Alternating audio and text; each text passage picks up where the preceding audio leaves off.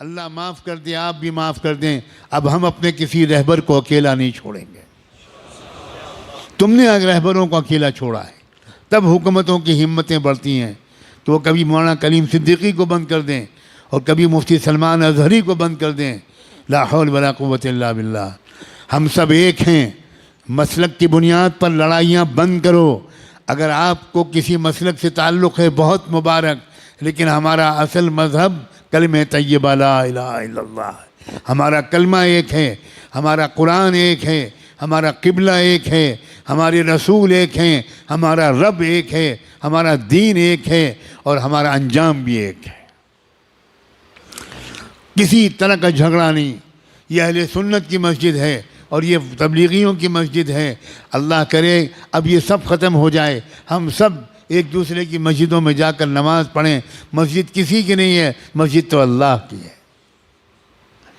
گلے مل جاؤ، ایک دوسرے کو دعوتیں کرو، ایک مسلک کے علماء دوسرے مسلک کے علماء کو کی دعوت کریں، دسترخوان بچھائیں، ان کے ہاتھ چومیں، ان سے دعا کی درخواست کریں۔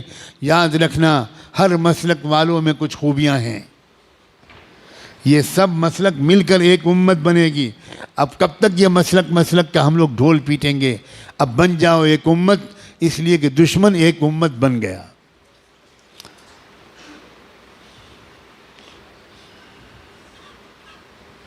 قرآن نے اعلان کیا ہے والذین کفروا بعضهم اولیاء بعض الا تفعلوه تکن فتنة فی الارض وفساد کبیر۔ کفر کی طاقتیں ایک امت بن گئیں، ایک قوم بن گئیں، ایک جماعت بن گئیں، ایک سنگٹھن بن گئیں، ایک تحریک بن گئیں۔ آپس کے اختلافات انہوں نے ختم کر کے ایک ہو گئے وہ تمہارے خلاف۔ الا تفعلوه تکن فتنة فی الارض وفساد کبیر۔ اگر تم بھی ایک نہیں بنو گے، اگر تم ایک دوسرے کے مددگار نہیں بنو گے، تو یاد رکھنا تمہاری اس بدماشی کی وجہ سے، تمہاری اس بدفعلی کی وجہ سے پوری دنیا میں فی الارض فتنة و فساد کبیر، بہت بڑا فتنہ و فساد پھیلے گا تمہاری پھوٹ کی وجہ سے۔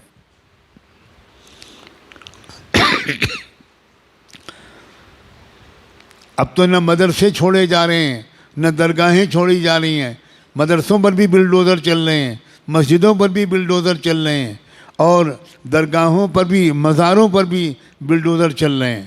واہ واہ واہ واہ۔ اب بھی امت ایک نہیں ہوگی، اب بھی درگاہیں اور مزاریں والے الگ رہیں گے اور مدرسے والے الگ رہیں گے۔ اب تو بھائی خدا کے لیے اب تو ایک ہو جاؤ، ایک ہو کر مضبوطی کے ساتھ ایک طاقت بنو، اور اس بات کی عادت ڈالو کہ جب یہ میرے جیسا کوئی کہنے والا یہ بات کہے تو جس مجمع کے سامنے کہے اس مجمع میں سے کم 50% لوگ وہ باقاعدہ اپنے علاقے کے ذمہ داروں کے ساتھ آئیں، میرے پاس آئیں، میرے جیسے لوگوں کے پاس آئیں اور تفصیل پوچھیں کہ ہم اپنے ملک کو سنبھالنے کے لیے کیا کریں۔ نوجوانوں آؤ گے یا چوڑیاں پہنا دوں میں تم کو؟ میں چوڑیاں بھیجوں؟ میں سچ کہتا ہوں میرا دل بہت دکھا ہوا ہے، بہت دکھا ہوا ہے۔ او مال والو، اپنے مال کو شادیوں میں خرچ کرتے رہو گے؟ بتاؤ، جواب دو۔ شادیوں میں خرچ کرو گے یا قوم کی حفاظت کے لیے خرچ کرو گے؟ کہاں خرچ کر رہے ہو قوم کی حفاظت کے لیے؟ 10 روپے تمہاری جیب سے نہیں نکلتے قوم کی حفاظت کے لیے، اور شادیوں میں لاکھوں روپے سودی قرضہ لے کر خرچ کر رہے ہو۔ میں تم سب کو اللہ کے حوالے کرتا ہوں، جن لوگوں نے مال کو شادیوں میں خرچ کیا ہو، اللہ آج ان سب کا نام لکھ لیجئے۔ اگر وہ توبہ نہ کریں اور اگر وہ معافی نہ مانگیں تو اللہ ان کو بدترین سزا دیجئے، شرمناک سزا دیجئے، عبرتناک سزا دیجئے۔ رمضان کے جمعے میں زندگی میں پہلی مرتبہ یہ میں بددعا دے رہا ہوں۔ کیا ہو گیا ہے تم کو؟ تمہارے لوگ جیلوں میں ہیں، ان کا مقدمہ یہ لڑا جا رہا ہے۔ تمہارے لوگ بھوک سے مر رہے ہیں۔ جو لوگ جیل میں ہیں ان کا گھر والوں کا حال پوچھتے ہو کبھی کہ ان کے گھر پہ افطاری ہوتی ہے کہ نہیں ہوتی؟ ان کے گھر پہ سحری بنتی ہے کہ نہیں بنتی؟ 4 دن کے بعد عید ہے، ان کے بچے بھی روئیں گے۔ تمہارے بچے شاندار کپڑے پہن کے گھومیں گے، اور ان کے بچے جو قوم کے لیے قربان ہو گئے ان کے بچے روئیں گے، اور تم اپنے بچوں پر فضول خرچیاں کرو گے۔ تم اپنی لڑکیوں کی شادیوں میں لاکھوں روپے خرچ کرو گے، میں لعنت بھیجتا ہوں ان شادیوں پر جن شادیوں میں لاکھوں روپے خرچ ہوئے ہوں، اور ان شادیوں میں برکت ڈالے جو شادیاں سادگی کے ساتھ کی گئی ہوں، کم پیسے میں وہ شادیاں کی گئی ہوں، جن شادیوں میں فضول خرچیاں نہ ہوئی ہوں، جہاں بے پردگیاں نہ ہوئی ہوں، جہاں غریبوں کا دل نہ دکھایا گیا ہو، ان شادیوں میں برکت ڈال، اور جن شادیوں میں دکھاوا کیا گیا ہو، اے اللہ پورے ملک میں کہیں کسی شہر کسی گاؤں میں کوئی مسلمان گھرانے کی شادی جو دھوم دھڑاکے سے ہوئی ہو، آج یہ فقیر مسافر بیمار بوڑھا یہ دعا مانگتا ہے کہ اللہ اس شادی پر لعنت برسا دے۔ ہوش کے ناخن لوگ مسلمانوں، 50-60 سال ہو گئے مجھے، اور میرے بڑوں کو تو پتہ نہیں سینکڑوں سال ہو گئے، سنتی ہی نہیں قوم، معلوم تھا قبرستان میں ہم لوگ بول رہے ہیں۔ ایک ذمہ داری نہ ہوتی تو میں اپنے ہونٹ سل لیتا اور میں طے کرتا کہ میں کوئی دینی گفتگو اس نالائق قوم سے نہیں کروں گا۔ نوجوانوں، اپنے اپنے ماں باپ سے کہنا کہ میری شادی میں فضول خرچی نہیں ہوگی، اٹھاؤ نوجوانوں ہاتھ۔ کون نوجوان کہیں گے شاباش، اللہ تمہیں خوش رکھے، تمہیں ضد کرو، تم کہو کہ میں بائیکاٹ کر دوں گا، میری شادی میں فضول خرچی نہیں ہوگی، میری شادی میں لڑکی والوں کی طرف سے جہیز نہیں آئے گا، میں کماؤں گا، میں 12 گھنٹے ڈیوٹی دوں گا، میں کما کر اپنے گھر میں ڈبل بیڈ لاؤں گا، اے سی لاؤں گا، فریج لاؤں گا، ڈنر اور ٹی سیٹ لاؤں گا، سب لاؤں گا، لڑکی والوں سے لڑکی کے سوا کچھ نہیں لوں گا۔ وہ اپنی نازوں پالی بیٹی میرے حوالے کر لیں، یہ کوئی معمولی احسان ہے؟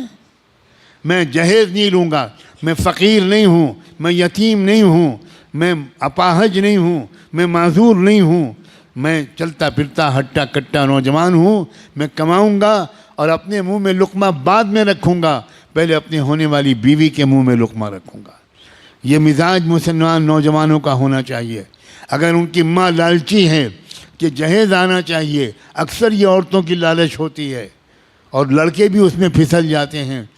لڑکوں کو چاہیے کہ ماں کے پیر پکڑ کر، ماں کے قدموں پر سر رکھ کر اس بات کی خوشامد کریں، میں رسول اللہ کا غلام ہوں، میرے گھر میں جہیز نہیں آئے گا، میں محمد مصطفیٰ کا غلام ہوں، میں مسلمان ہوں، میرے گھر میں جہیز لڑکی کے گھر سے نہیں آئے گا، میں پہلے شادی سے پہلے بھی پورا سامان گھر میں لاؤں گا، اور شادی کے بعد جو کمی ہوگی وہ بھی پوری کر دوں گا، اپنی ہونے والی بیوی کو راحت کا جنت کا احساس دلاؤں گا، خود بعد میں کھاؤں گا، پہلے اپنی پیاری بیوی کو کھلاؤں گا۔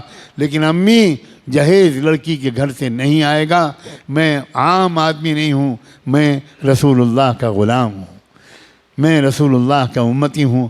مجھے امید ہے کہ اتنے درد کے ساتھ رمضان کے جمعے میں یہ باتیں جو کہی گئیں وہ جہاں تک پہنچیں گی اثر کریں گی۔